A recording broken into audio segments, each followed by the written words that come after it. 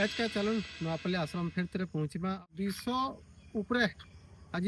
लोक मानकर समागम रही विश्वास करुन आयुर्वेद उपरे आ समस्ते पहुँची और नवापल्ली नवप्रभात गुरुकुल आश्रम के जेनटा कि रही ओडार बरगढ़ जिला आमर पदमपुर ब्लॉक नवापल्ली ठाणे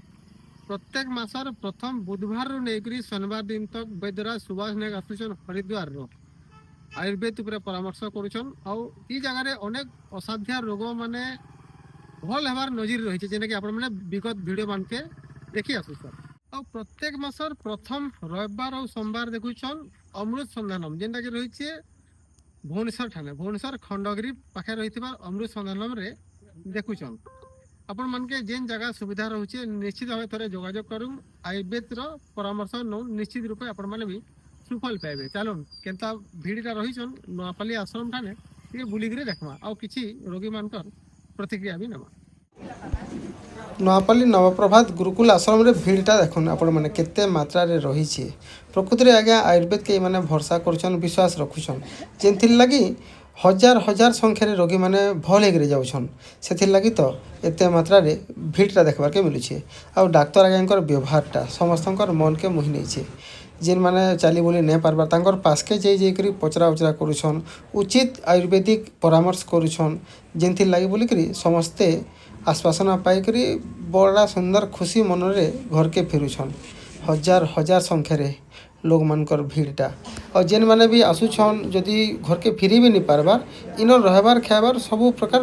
व्यवस्थाटा करा जायसी बहुत सुंदर परिवेश रे रही छे नवप्रभात गुरुकुल आश्रमटा आश्रम छुआ मैंने भी स्थानीय जितकी भी रोगी माने आसन समस्तंकर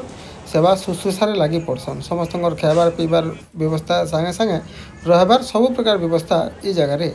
कराहेसी आपण मैंने देखुन इनर भीड़टा केते मात्रा रे रही रोगी मानकर काଣା असुविधा रही केन्ता केन्ता रोगी माने भल होइछन आगरू तो अनेक थर आमे देखे आसुछु आसुन गोटे कैंसर पेशेंट संगे सीधा साला कथबार्ता हेमा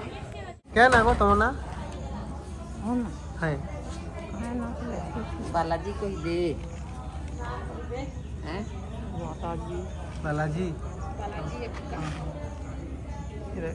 इरे पहला थरा आई छम हां केन होइतले के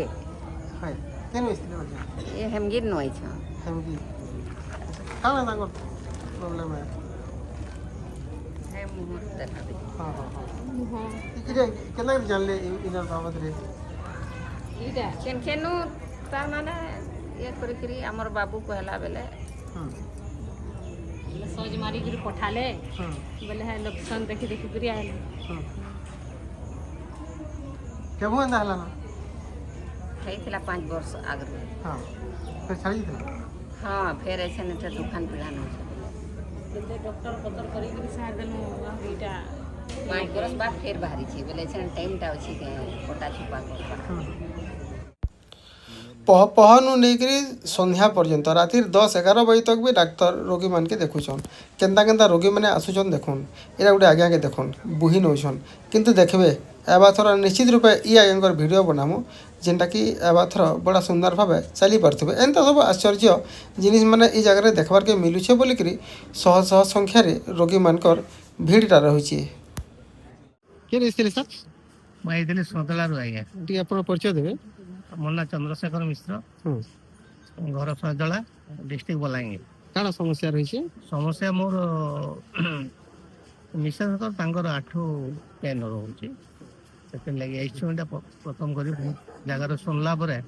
आसी केना जानले ये माने यूट्यूब माध्यम रे आपन जरिया रे आहरी लोक माने कहउछन से सब देखि करी आज आइछु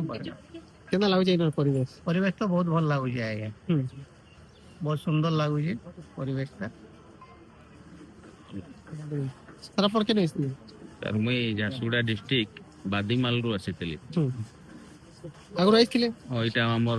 3 नंबर थरे हां मोर मिसेस रो भी जॉइंट सब जगह माने पेन होतला तो भल रिलीफ मिलु छै एबे केंदा होसन पेशेंट भल लागु छै केंदा केंदा मेडिसिन दउछन डॉक्टर मेडिसिन जहाँ दउछन से तकर सब बढ़िया करी खाउ आ कंटिन्यू 4 मास 5 मास खंडे खेले छाड़ी जावा तो